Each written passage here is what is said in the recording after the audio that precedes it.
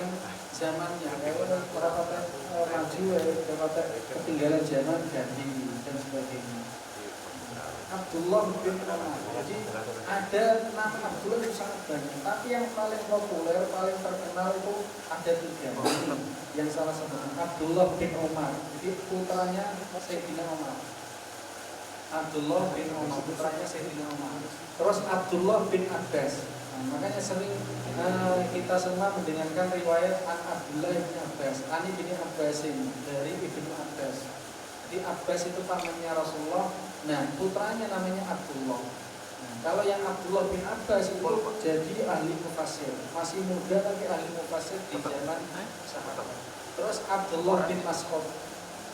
Yang paling terkenal itu 3, Abdullah bin Umar, Abdullah bin Abbas, Abdullah bin Mas'ud. Sampai saking terkenalnya, nanti kalau meriwayatkan hadis tidak disebutkan nama Abdullah. Ani bin Umar, Ani bin Abbas, Ani bin Mas'ud, langsung dari Ibnu Umar, dari Ibnu Abbas, dari Ibnu Mas'ud. Karena saking populernya, saking alimnya, saking terkenalnya sampai dihilangkan namanya, langsung disebutkan bapaknya bin Umar, bin Abbas, bin Mas'ud. Nah, itu salah satunya Ibnu Umar, Ibnu Khattabi radhiyallahu anhu. Qala, beliau berkata, sami'tu Rasulullah sallallahu alaihi wasallam yaqul. Jadi saya mendengar Rasulullah sallallahu alaihi wasallam bersabda, "Bunyal Islam ala khamsin." Jadi Islam itu dibangun atas dasar 5. Nah, ini beliau Nabi mentasbihkan atau menyamakan antara Islam dengan semacam halnya bangunan. Kenapa? Ya karena bangunan itu kalau tanpa ada fondasi pastinya tidak akan jadi bangunan. Tanpa ada fondasi, kecuali memang itu mukjizat dari Allah. Kalau fondasi ini langsung miber. Nah, itu. Tapi apapun itu, nah, ibuniyal Islamu ala khamsin. Jadi Islam itu dibangun atas dasar 5.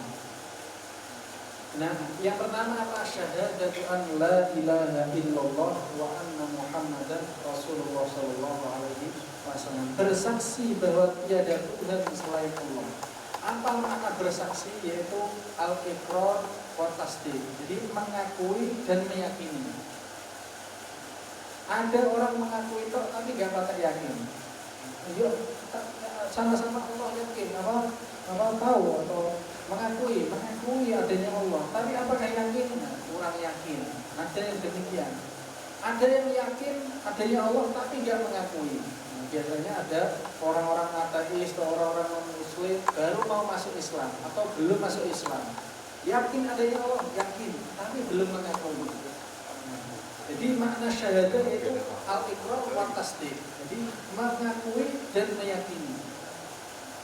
Jadi mengakui dan meyakini bahwa tiada Tuhan selain Allah dan Nabi Muhammad utusan Allah. Kata-kata la ilaha illallah Muhammad Rasulullah itu sangat indah.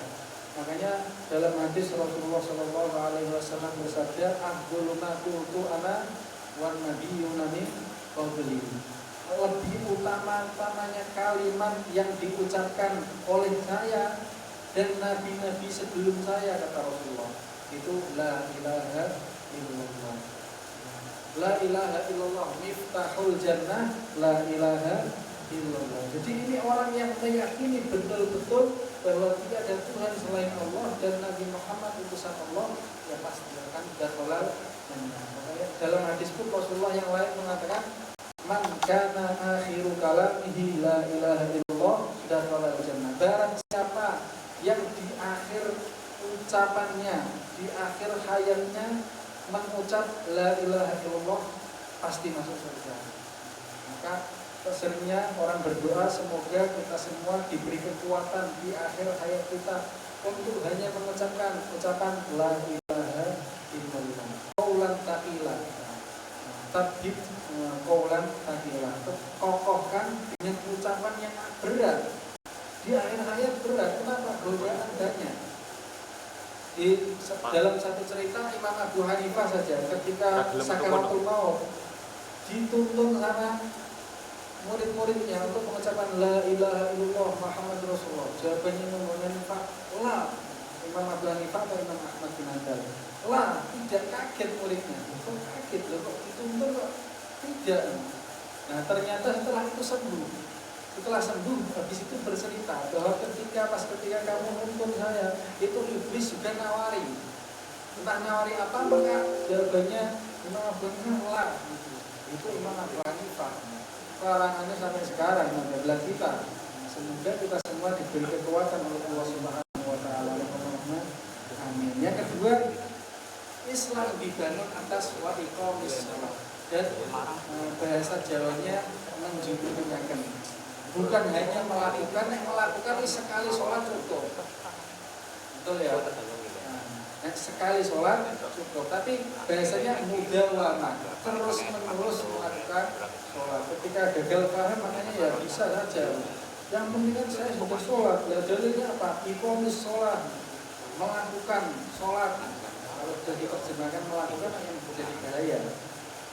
Nah, sholat itu menjadi tiang agama kenapa? Dalam hadis Rasulullah yang lain mengatakan bainar rajuli wa bainasy syirki as-shalah. Seseorang antara dia dan antara kesyirikan, antara syirik dan antara dia, batas benang merahnya apa? Benang merahnya sholat. Kalau orang masih sholat masih beriman, masih Islam. Tapi ini wes gak sholat, masih perlu ditanyakan. Wes gak sholat perlu ditanyakan. Sekali dua kali disuruh gak sholat masih tetap gak sholat. Nah ini masih akan ada sampai kepada tahap syirik. Alhamdulillah. Bahkan hadis lain Rasulullah inna awwala ma yuhasabu bihi abdu yaumal qiyamah as-shalah. Pertama kali yang akan dihisab oleh Allah di hari kiamat adalah sholat. Kata Rasulullah in shaluhat shaluha sa'iru amali. Jika sholatnya seseorang itu baik, maka amal semuanya juga akan baik.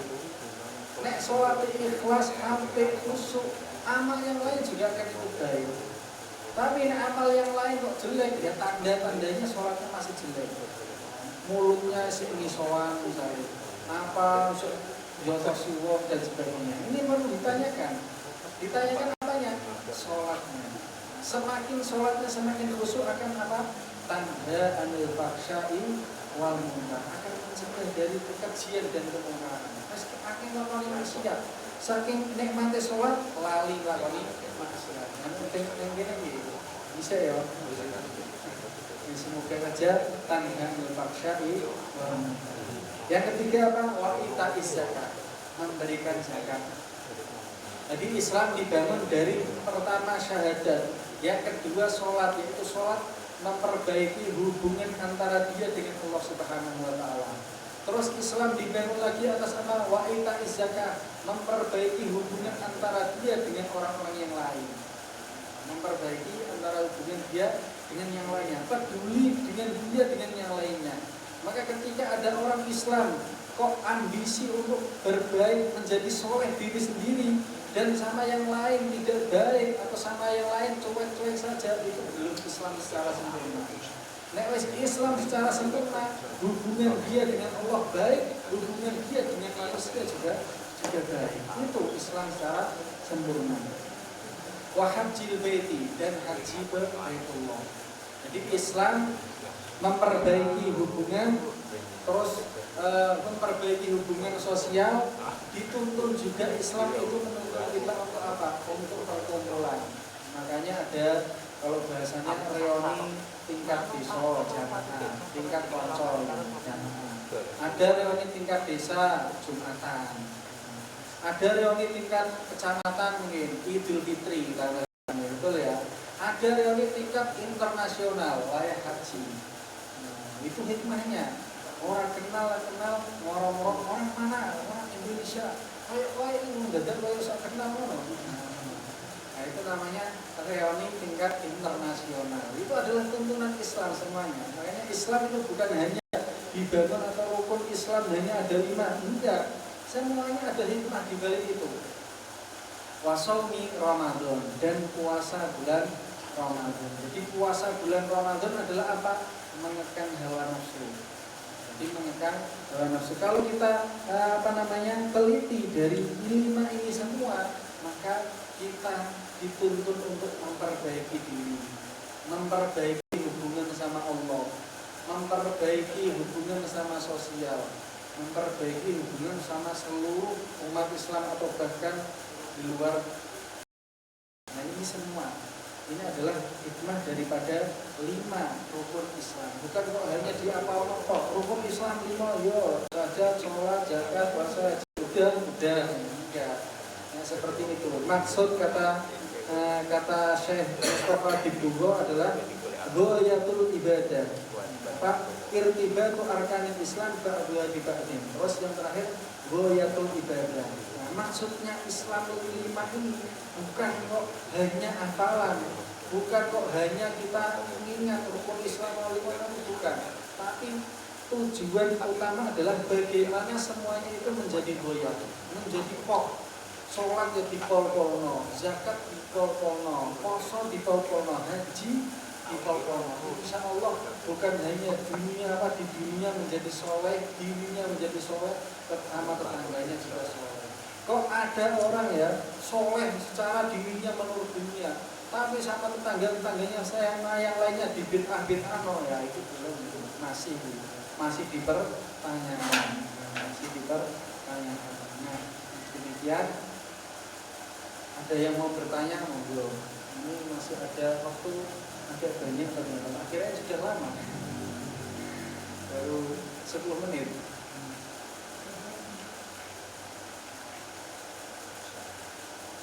Tidak ada. Alhamdulillah ya. Kita semua mungkin yang terakhir sebagai penutup adalah bukan kok kebaikan itu diringkas jadi 5 ini saja, bukan. Tapi iman itu bercabang-cabang. Dalam hadis salasah wasabai nasyubatan, 73 cabang iman. Jadi bukan kok itu tujuannya disebutkan satu hadis menjadi ringkas 5, bukan. Tapi iman atau mendekatkan diri kepada Allah itu ada banyak cabang. Sedekah apa termasuk yang nanti akan dibahas di Arba'in Nawawi, menyingkirkan batu dari jalan dan sebagainya. Itu termasuk daripada syubhatun minal iman. Jadi bukan kok diringkas jadi 5 ini sehingga kita hanya fokus pada 5, bukan. Tapi sebanyak mungkin. Karena hikmahnya kenapa Gusti Allah kan memberikan jalan yang banyak untuk mendekatkan diri kepada Allah. Hikmahnya apa? Biar kita itu banyak memilih. Kadang ada orang dekat dengan Allah hanya dengan kata-kata atau dengan melanggengkan la ilaha illallah. Kadang ada orang jadi wali dengan model sedekah.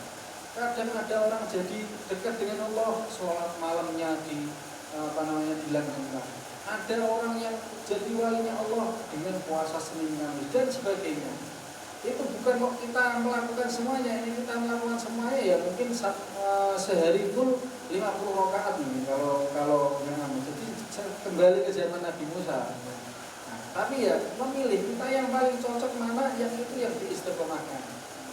Jadi dalam hadis kan ada wamuhan wa inqolah, yang mudawamah, yang istiqomah meskipun itu sedikit. Nah itu. Jadi sehingga istiqomah itu, al-mudawamah itu akan menjadi khairun min alfi karomah. Jadi lebih baik daripada punya 1000 keramat. Dalam artian sudah diwali. Jadi ono ngamalan paling mudah mesem. Tabasumuka fi wajhika akhika sedekah. Jadi penting ketemu kanca mesem ya. Asal enggak mesem-mesem dhewe. Mesem-mesem dhewe bahaya banget. Demikian yang dapat saya sampaikan, kurang lebihnya mohon maaf. Wallahu muwaffiq ila aqwamit thoriq. Wassalamualaikum warahmatullahi wabarakatuh.